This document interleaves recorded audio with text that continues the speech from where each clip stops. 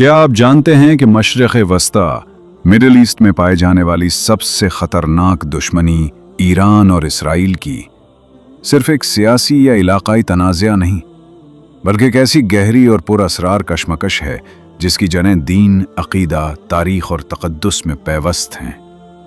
یہ ویڈیو ایران اور اسرائیل کے درمیان جاری اس پیچیدہ جنگ کو اسلامی تناظر، قرآنی اشارات، تاریخی حوالوں اور جدید عالمی سیاست کی روشنی میں سمجھنے کی ایک کوشش ہے۔ تورات، تلمود اور زبور میں جس وعدہ شدہ سرزمین کا ذکر ہے وہ دراصل فلسطین ہے۔ یہ 1948 کا سال تھا۔ دوسری جنگ عظیم کے بعد عالمی سیاست کے نقشے پر ایک نئی حقیقت نے جنم لیا: اسرائیلی ریاست۔ صہیونیت کی طویل جدوجہد، ہولوکاسٹ کا زخم اور برطانوی سرپرستی میں فلسطینی زمین پر اسرائیل کا قیام وہ لمحہ تھا جس نے مشرق وسطی کی تاریخ کو ہمیشہ کے لیے بدل دیا۔ عرب اقوام نے اس قیام کو تسلیم کرنے سے انکار کیا اور ایک طویل جنگ کا آغاز ہو گیا۔ ایران اس وقت ایک بادشاہی ریاست تھی جس پر محمد رضا شاہ پہلوی کی حکومت تھی۔ چونکہ ایران مغربی طاقتوں خصوصاً امریکہ اور برطانیہ کا اتحادی تھا، اس لیے اس نے اسرائیل کے ساتھ نہ صرف سفارتی بلکہ خفیہ تعلقات بھی قائم کیے۔ اس وقت اسرائیل ایران کے لیے ایک ممکنہ اقتصادی و سیکیورٹی پارٹنر سمجھا جاتا تھا۔ 1950 کی دہائی میں ایران نے اسرائیل کو تسلیم کر لیا، اگرچہ یہ تعلقات زیادہ تر خفیہ رہے۔ شاہ ایران کے دور میں ایران اور اسرائیل کے درمیان تجارتی، عسکری اور انٹیلیجنس سطح پر تعلقات بڑھتے چلے گئے۔ ایران اسرائیل کو تیل فراہم کرتا رہا اور اسرائیل نے ایران کو زرعی، صنعتی اور عسکری تربیت دی۔ ایرانی خفیہ ایجنسی ساواک اور اسرائیلی ایجنسی موساد کے درمیان قریبی تعلقات قائم تھے۔ یہ وہ دور تھا جب ایران کو ایک سیکولر مسلم ملک کے طور پر پیش کیا جا رہا تھا۔ تاہم اس پس منظر میں ایران کے اندر ایک ابھرتی ہوئی اسلامی تحریک موجود تھی جو مغرب نوازی کے خلاف تھی۔ 1979 میں ایک ایسا انقلابی زلزلہ آیا جس نے پورے مشرق وسطی کو ہلا کر رکھ دیا۔ آیت اللہ روح اللہ خمینی کی قیادت میں ایران میں اسلامی انقلاب آ گیا۔ شاہ پہلوی کو اقتدار سے ہٹا دیا گیا اور ایک اسلامی جمہوریہ قائم ہوئی۔ انقلاب کا بنیادی نعرہ تھا نہ مغرب، صرف اسلام۔ اس انقلاب کے بعد ایران کی پالیسی میں ایک بنیادی تبدیلی آئی۔ اسرائیل کو شیطان صغیر اور امریکہ کو شیطان اکبر قرار دیا گیا۔ اسرائیل کا سفارت خانہ بند کر دیا گیا۔ تینات موند قرآن مجید میں بنی اسرائیل کا کئی مقامات پر ذکر ہے۔ اللہ تعالیٰ فرماتا ہے، بنی اسرائیل کے متعلق ہم نے کتاب میں فیصلہ کر دیا کہ وہ زمین میں 2 بار فساد پھیلائیں گے اور بہت بڑی سرکشی کریں گے۔ مفسرین کے مطابق ان میں سے ایک فساد بیت المقدس کی تباہی کے وقت ہوا اور دوسرا دور آخر میں ہوگا، جو آج کے اسرائیل کے طرز عمل سے جوڑا جاتا ہے۔ 1967 کی جنگ میں اسرائیل نے بیت المقدس پر قبضہ کر لیا، جسے عالم اسلام ایک ناقابل برداشت واقعہ سمجھتا ہے۔ بیت المقدس پر قبضہ ایک اسلامی المیہ بیت المقدس مسلمانوں کا پہلا قبلہ ہے، جہاں رسول اللہ صلی اللہ علیہ وسلم نے معراج کی رات امامت کی۔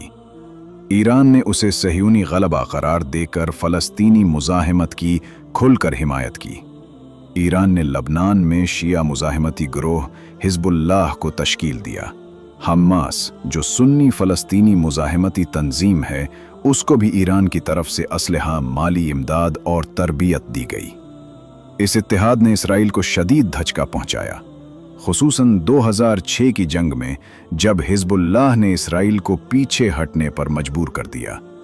آج اسرائیل کو امریکہ، برطانیہ اور یورپی طاقتوں کی مکمل سرپرستی حاصل ہے۔ ایران کے نظریاتی عقائد میں امام مہدی علیہ السلام کا ظہور، دنیا میں عدل و انصاف کی حکومت قائم کرنا اور صہیونیت کا خاتمہ شامل ہے۔ ایران سمجھتا ہے کہ اسرائیل کا زوال اور امام مہدی کا ظہور قریب ہے، اسی لیے وہ اسرائیل کے وجود کو ناقابل قبول قرار دیتا ہے۔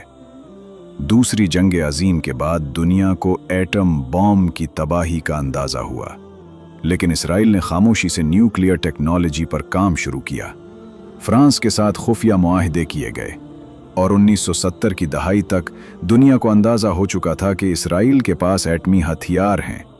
हालांकि इसराइल ने आज तक न तस्दीक की न तरदीद। इसराइल के नज़दीक ईरान का एटमी प्रोग्राम सिर्फ एक साइंसी मंसूबा नहीं बल्कि इसराइल के वजूद के लिए खतरा है, क्योंकि ईरान इसराइल को गासिब रियासत कहता है और फ़लस्तीन की आज़ादी का हामी है। हर ईरानी न्यूक्लियर सेंट्रीफ्यूज, हर यूरेनियम अफजूदा जर्रे से इसराइल को खौफ आता है कि कहीं कल को ईरान के पास वो हथियार ना आ जाए जो इसराइल के लिए एक डरावना ख्वाब बन जाए। लेकिन ईरान बार बार कहता है, हम एटमी हथियार नहीं बना रहे, हमारा प्रोग्राम पुरअमन है, बरक़ी तवानाई और मेडिकल तहकीक के लिए है। 2003 से लेकर आज तक ईरान ने 12 बैनुल-अक़वामी एटमी एजेंसी को इंस्पेक्शन की इजाज़त दी, लेकिन मगरबी दुनिया, खास तौर पर इसराइल और अमेरिका, इस बात पर कायल नहीं। इसराइल कई बार कह चुका है, अगर ज़रूरत पड़ी तो हम ईरान के न्यूक्लियर प्लांट्स पर हमला करेंगे। ईरान कहता है, अगर हमला किया गया तो जवाब ऐसा होगा कि इसराइल को पछताना पड़ेगा।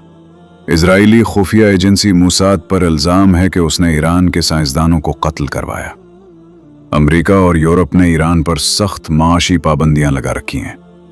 2015 में हुआ एक मुआहदा जिसके तहत ईरान ने अफजूदा यूरेनियम की मिकदार कम की, सेंट्रीफ्यूजेस बंद किए और निगरानी कबूल की। बदले में आलमी ताकतों ने पाबंदियां नरम की। लेकिन 2018 में डोनाल्ड ट्रंप ने अमेरिका को इस मुआहदे से निकाल लिया और सारा बैलेंस बिगड़ गया। इसराइल एक छोटा मुल्क है जो चारों तरफ मुस्लिम अक्सरियती ममालिक में घिरा हुआ है। उसके लिए ईरान का एक मुमकिना एटमी हथियार उसके वजूद के लिए खतरा है। इसीलिए इसराइल चाहता है कि या तो ईरान का प्रोग्राम मुकम्मल बंद हो या उस पर हमला करके उसे तबाह कर दिया जाए। ईरान कहता है, हम जुल्म के खिलाफ मुजाहमत की अलामत है। एटमी हथियार बनाना हमारे दीनी नजरिए के खिलाफ है, लेकिन अगर हमें मजबूर किया गया तो हम हर हद तक जाएंगे। इस्लामी नुक्ता नज़र से देखा जाए तो अगर एक मुसलमान रियासत ताकतवर हो और मजलूमों की मदद करे तो ये जिहाद बिस्सेफ की एक जदीद शक्ल तसव्वुर की जाती है। दूसरी तरफ मुत्तहिदा अरब अमारात, बहरीन, सूडान और मराकश ने इसराइल से ताल्लुकात कायम किए, जिसे ईरान ने इस्लामी मुक़द्दसात से गद्दारी करार दिया। कुरान में फरमाया गया, ए ईमान वालो, यहूद और नसारा को दोस्त न बनाओ। ईरान के मुताबिक फ़लस्तीन के मसले पर सिर्फ मज़ाहमत ही इस्लामी रास्ता है, मुफाहमत नहीं। बाज़ रिवायात में है कि दज्जाल का ज़हूर शाम या मशरिक़ वस्ता में होगा। इमाम मेहदी और हज़रत ईसा का ज़हूर भी उसी खित्ते में होगा। इसराइल के क़याम को दज्जाली निज़ाम के ज़हूर की तमहीद समझा जाता है। इमाम मेहदी और उनके लश्कर खुरासान यानी ईरान, अफ़गानिस्तान, मशरक़ी पाकिस्तान से निकलेंगे।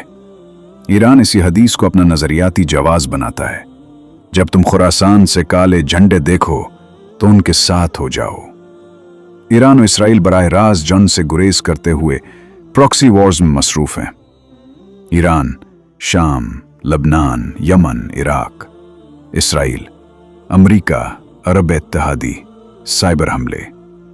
दोनों ममालिक मीडिया पर भी एक दूसरे के खिलाफ जंग लड़ रहे हैं। इस्लामी अहादीस और रिवायात में जिस मार्का आज़म, खुरूज मेहदी, दज्जाल के फितने और ईसा अलैहिस्सलाम की आमद का जिक्र है, वो तमाम वाक़यात मशरिक़ वस्ता में होंगे। ईरान का मानना है कि इसराइल का वजूद इस दज्जाली निज़ाम की अलामत है और उसका खात्मा ही इमाम मेहदी के ज़हूर की तमहीद है। ईरान और इसराइल की ये दुश्मनी महज एक सियासी तनाज़ा नहीं, बल्कि एक ऐसी तहज़ीबी, मजहबी और रूहानी जंग है जिसमें कुरान, हदीस, तारीख़, अक़ीदा और मौजूदा आलमी हालात सब कुछ शामिल है। ये एक ऐसी जंग है जिसका मैदान मशरिक़ वस्ता है, जिसके सिपाही मुख्तलिफ अक़वाम व मसालिक हैं और जिसकी पेशगोई नबी आखिरुज़्ज़मान सल्लल्लाहु अलैहि वसल्लम ने सदियों पहले फरमा दी थी।